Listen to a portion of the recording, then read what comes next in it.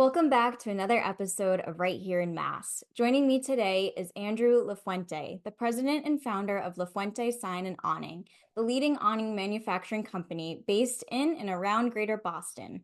With a passion for innovation and over 20 plus years of industry experience, Andrew has built a reputation for delivering high quality, custom designed awning solutions for residential, commercial, and industrial applications.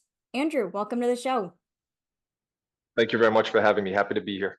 Yes, it's my pleasure to have you. And for our listeners, Andrew's full bio will be in our show notes if you want to read through that and hear about all of his experience. But Andrew, I'd love to start off by giving you the opportunity to share more about yourself and what you do. Yeah, of course. So, as you said, I'm the owner of Lafuente Sign Awning, and we primarily fabricate and install custom awnings for residential applications, commercial applications. We're headquartered out of Boston, Massachusetts, but we serve greater New England and really the entire country. And I got involved in this industry because my father originally started a flag and banner company. And he immigrated from Portugal, ended up in New York, ended up in Boston because he came to BC. And while at BC, he worked for a company called the Flag and Banner Center. And that's where he learned the application process. And our family back from Portugal always had a history in the textile industry because Portugal, many people don't know, is one of the largest textile manufacturers in the world. So our Mm-hmm. family always had a history in that industry. And he eventually went out on his own. He started his own company, and he was able to acquire some of the biggest accounts in Boston, the Super World Trade Center, the Boston Red Sox, Faneuil Hall. We did Olympics, the NHL, WWE. So I grew up, really admiring that industry and the work that we did. I was first introduced to awning specifically when I was 12 years old, when my father invited me to an install. And I still remember it actually like it was yesterday. I was 12 years old and just going inside the company truck, unloading the awning, the tools, and just everything. I loved everything about it. And I told myself at 12 years old, I was like, this is what I want to do with the rest of my life. I want to own an awning company. And at that time, it was, I want to take over, my parents' company. Right. And all throughout high school, all throughout college, I really didn't work for anybody else. I just worked for my parents. And my parents were very intelligent because it wasn't like, oh, this is the boss's son, you're going to be up in the office doing whatever. It's like they put me in all of these different departments. So like I would work the installs, the welding, I would be introduced to the sewing, the applique, like the real grunt work and just the nitty gritty of the industry. So after I graduated Bentley University in 2012, I went in and worked for the family business for a couple of years full time. Unfortunately, and that's really what gave me the opportunity to start my own business. So that happened in 2017. I went out on my own, and the termination of the relationship, so to speak, with my father was not, the best of terms. It was tough when that happened, Mm. and just out of respect for the family, I took a couple jobs totally outside of the industry just to see if I had any interest in anything else. And I missed it. I missed the awnings. So after working for two companies over a 6 month period, I decided to start my own. And I actually started it out of the garage of my mother's house. And from there, I ended up renting a space, a tiny little 1,200 square foot facility in Stoneham. A year and a half later, I was in Stoneham for about 2 years. And then today, I'm located in Everett. Awesome. And I think that's a really interesting story. One, knowing that since 12 years old, you knew that this is what you wanted to do, but Sure. also interesting kind of having that whole family dynamic as well, kind of going Mhm. off on your own, which I can relate to as my husband is a plumber, so he works for his dad. And so those family dynamics Sure. can be really tricky for sure. Yeah. Yeah, they are. But I'm interested in hearing kind of your decision, if, of course, if you're comfortable sharing, but your decision for wanting to start your own company and kind of wanting to have Mhm. your own path. Yeah, sure. And that actually was a very difficult decision because Yeah. growing up, as I said, I had a great relationship with my father. I mean, him and I were, he was my best friend. I idolized him, and we always had conversations. It was like, Andrew, I came here as an immigrant. Your mother and I built this company. They worked very hard to do it. And it was essentially like they laid the foundation. All of the hard work pretty much was done. It was more so just coming in, adding gasoline to the fire, and just taking it to the next level. So when that breaking of the relationship, so to speak, happened, I mean, for me personally, it was pretty heartbreaking, Mm. because I had planned my whole life around taking over that business, and it was something that I genuinely loved. I always treated it as my own.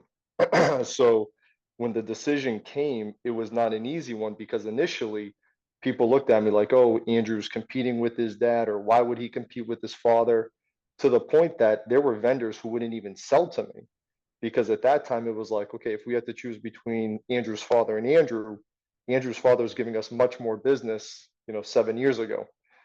So I couldn't even buy fabric. I couldn't buy metal in the beginning.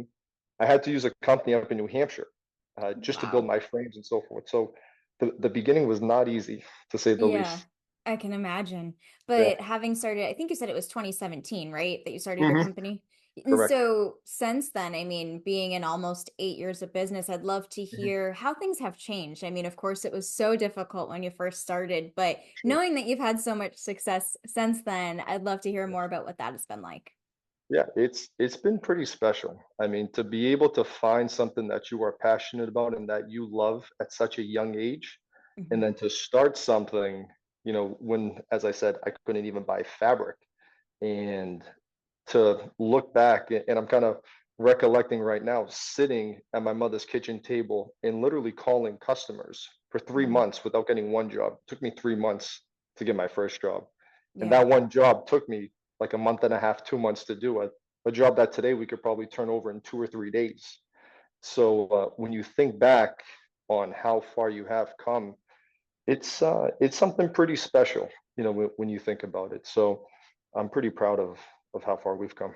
Yeah, as you should be. That's great. And knowing that your company offers, I guess, three different types of applications between residential, commercial, and industrial, could you give Mhm. an overview of what each of those are and what types of projects you might do for each of those groups? Yeah, of course. So on the residential side, it's primarily retractable awnings. So Mm. like when you go to someone's home and they have a deck or a porch, those awnings that open and close, that is primarily what you will see on the residential side. Sometimes you see the stationary window awnings or like multi-unit complexes, you'll see the stationary awnings, but that's rare. It's more so the residential. The industrial, you'll see like the metal standing seam, you'll see entrance canopies, things of that nature.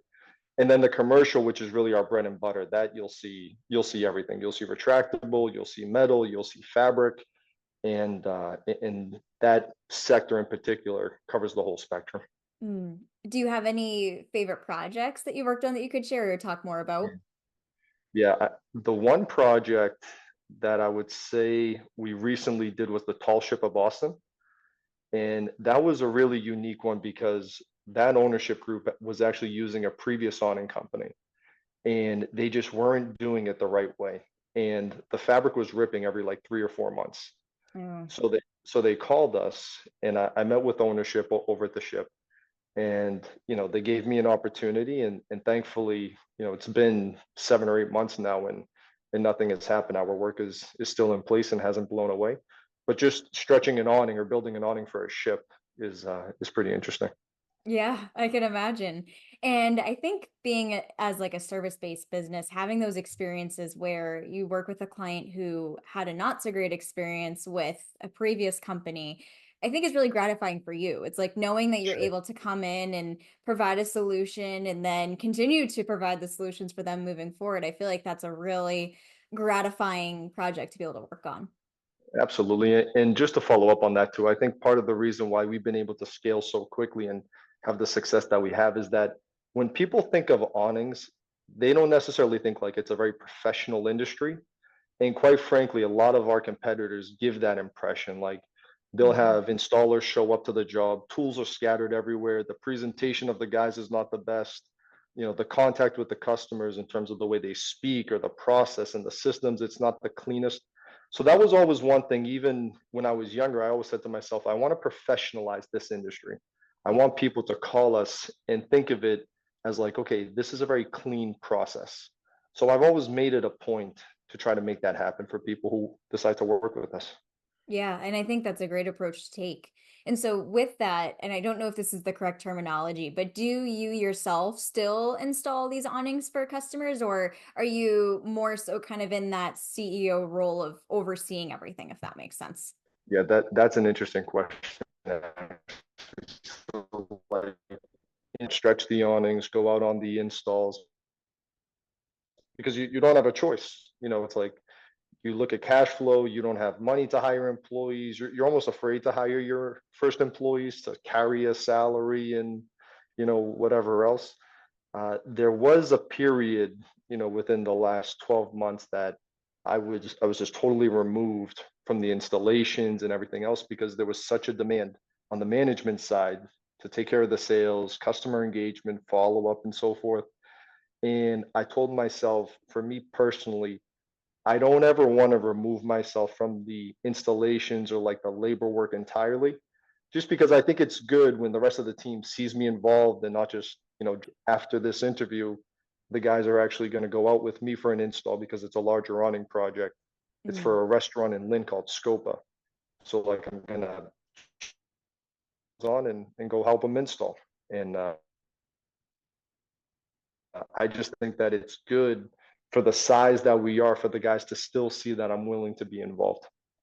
Yeah, absolutely. And I work in a service as well, like the service industry, and I feel like being involved in the day-to-day also kind of for me keeps me on my toes, and probably same with you, like keeps you Sure, aware of sure. like the new trends and new things that are coming out compared to if you're more so in like the managerial side, it might not always be Hmm. as easy to know like updates or changes that are happening.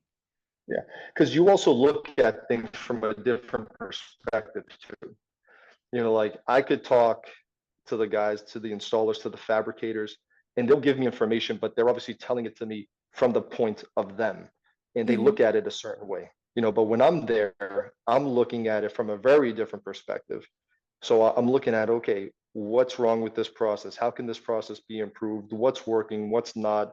So you're always analyzing everything, and you really can't see it the way that you want to unless you're in it. So true. And it gives you a really good perspective on, especially since we're recording this right before the new year, but new perspective on what you Mhm. could change as you come up on a new year, or things that you're not doing Sure. that you could be doing or would like to do. So it's really great to have that information. Absolutely. And you want to be constantly changing too, like the way that the company was operated or performed even 2 months ago. You're constantly changing, you're constantly growing. So you always have to make sure that you analyze these things because you don't want to stay stagnant. Absolutely. And so when you started your company, it was of course just you, but now you've been able to scale and grow so much over the past few years. And so Sure. I'm curious to hear how your team is structured. Like, of course, it's not just you Mhm. anymore. So I'd love to hear Of course. kind of like that organization that you've built and the people that are there to support you. Yeah, of course. So I run a very, very lean company in the sense that I think one of the things that you have to pay attention to the most is keeping egos in check to say like, okay, you're running this company and there are all these people under you, or you're not going to touch this or that. I think that humility as you scale is a very important piece of this to have. Mhm. So I institute a concept where all of my employees know how to do several things across different departments, meaning the welders could go upstairs into production and cut fabric, could sew fabric, can paint the graphics, can install. And I do that specifically in the beginning. I instituted that more so because I wanted to make sure I would never send anybody home, because there wasn't something to do.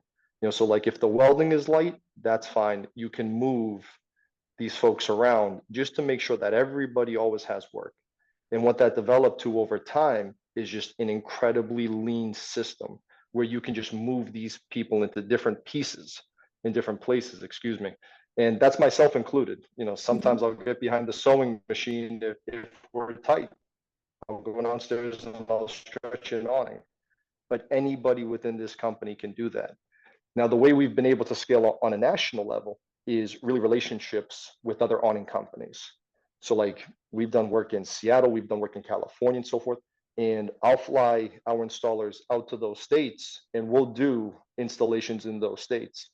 But the installation network that I've built to this point and continue to work on, that's really what's helped us scale, because nobody's going to call Andrew for a 10-foot recover awning in Oklahoma. So relationships with the other companies has also been a major aspect of this.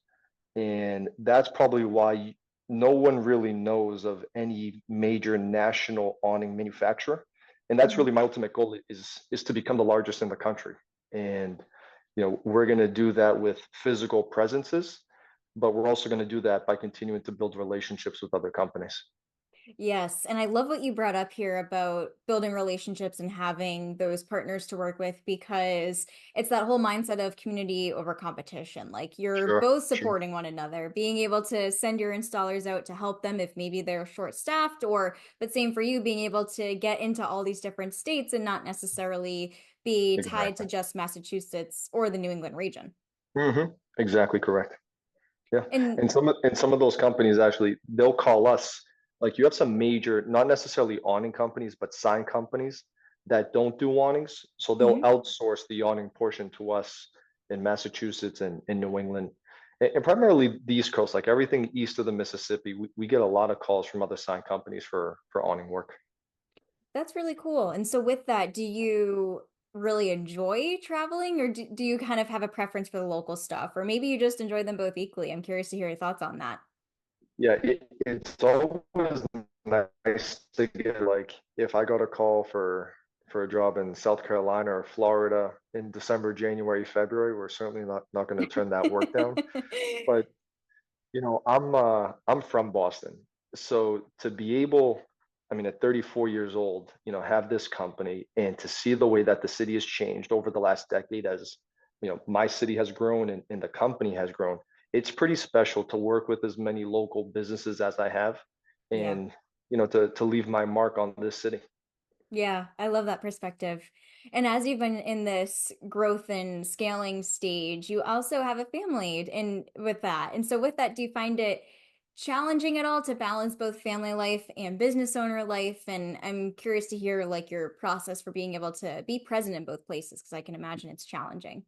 Yeah, it's challenging at certain times, obviously, but the same way Mhm. that myself and my siblings were raised by our parents in the family business, our parents always made it a point to involve us. It wasn't Mhm. like work is one thing and family is another thing. It's everything together. So, like, I still have memories when I was 5, 6, 7 years old, running through the sewing tables because there were these compartments for the fabric.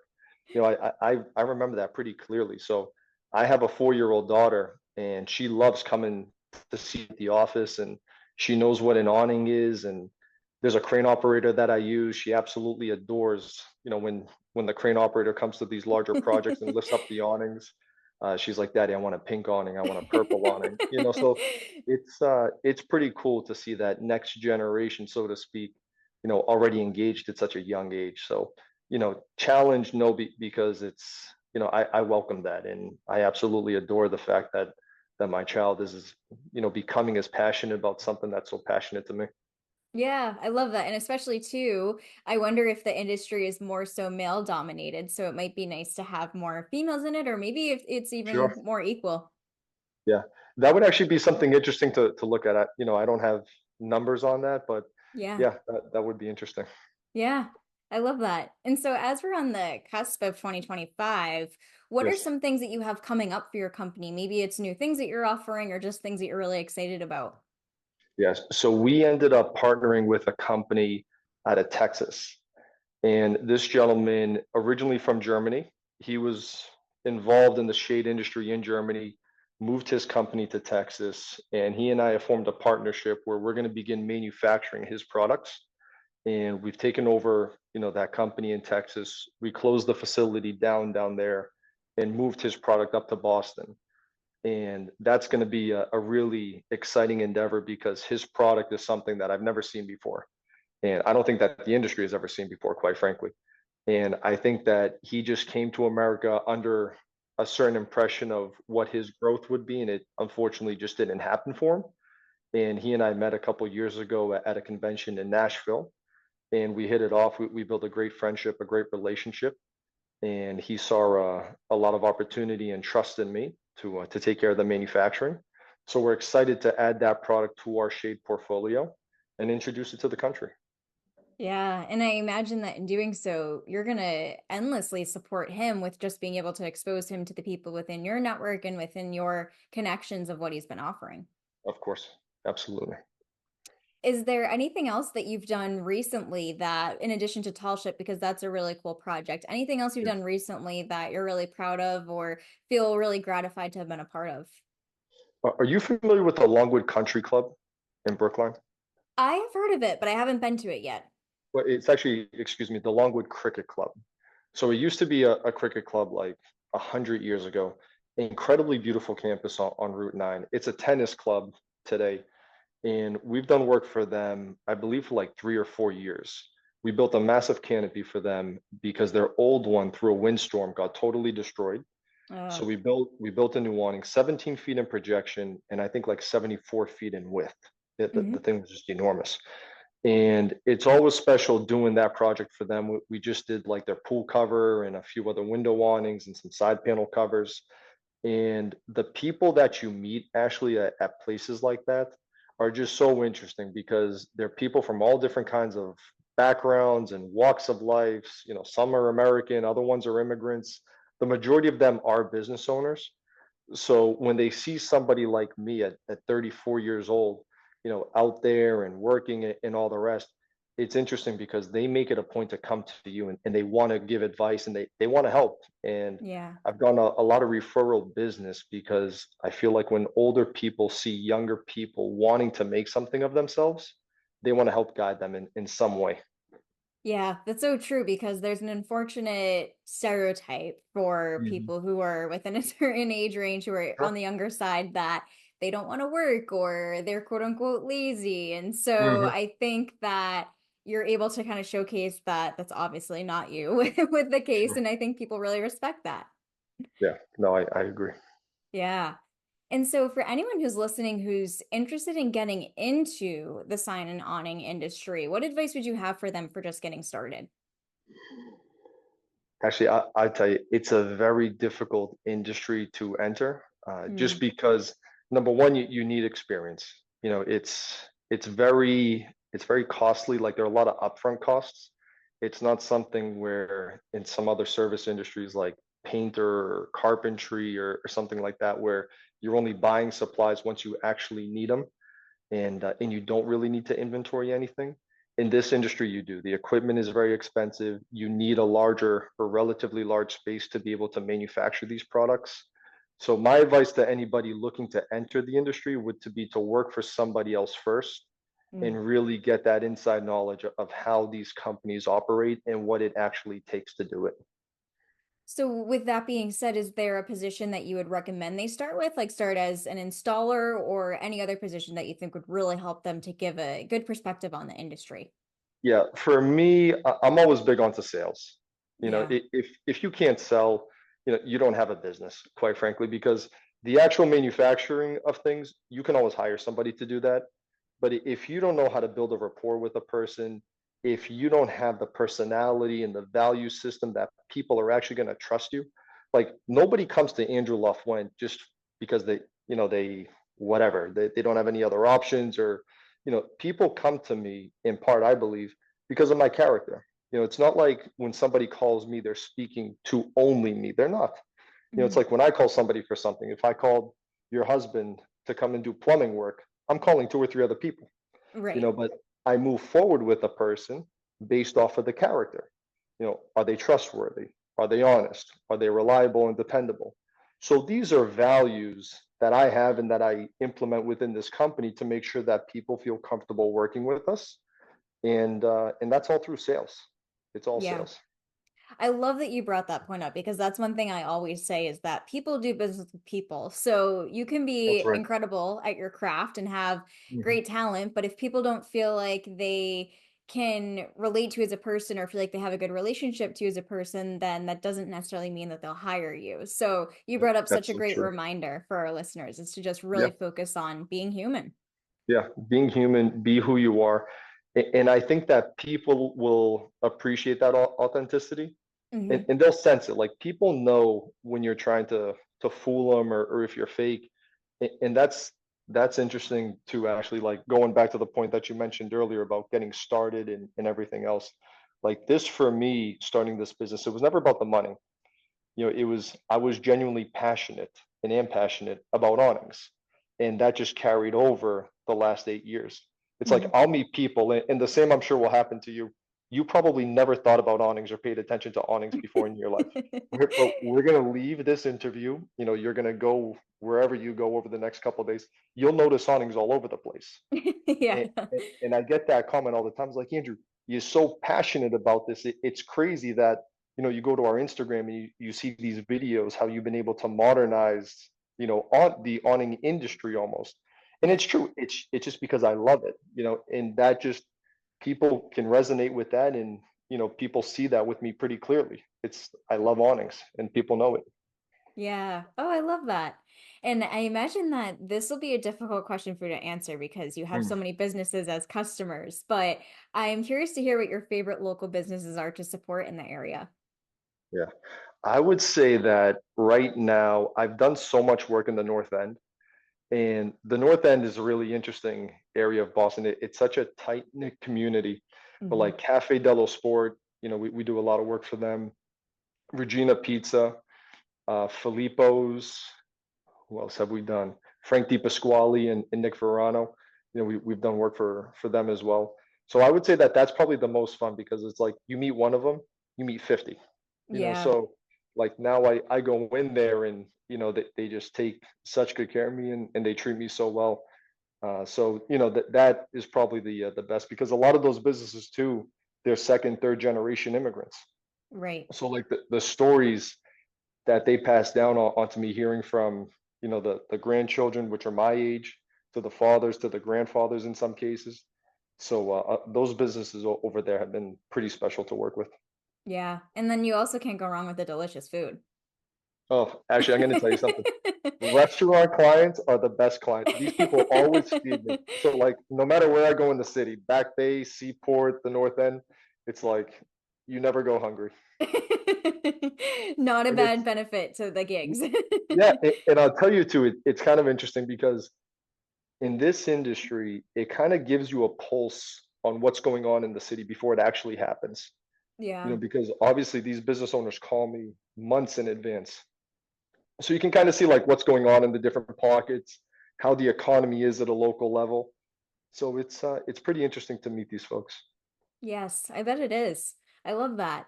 Andrew, this has been a really great episode, and I've really appreciated the opportunity to have you on the show and talk about everything that is that you're doing. And now I would love to give you the opportunity to share with our listeners where they can find you online in case they'd like to reach out. Yeah, of course. So again, Ashley, thank you for everything. This was a lot of fun. The website is lafuentesign.awning.com. Our Instagram handle is lafuentesign. Those are probably the two biggest things. And our phone number is 617-368-0577.